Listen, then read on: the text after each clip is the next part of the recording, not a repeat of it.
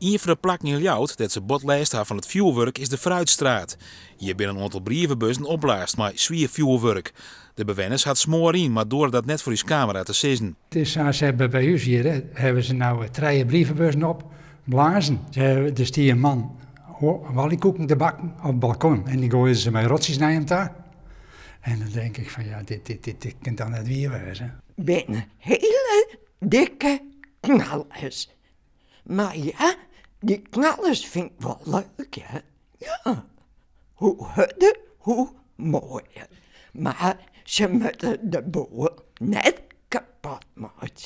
De politie had het er ook op maken. Op Westerheen en het Jereveen worden grote partijen illegaal vuurwerk, zoals die draadbommen aantroffen.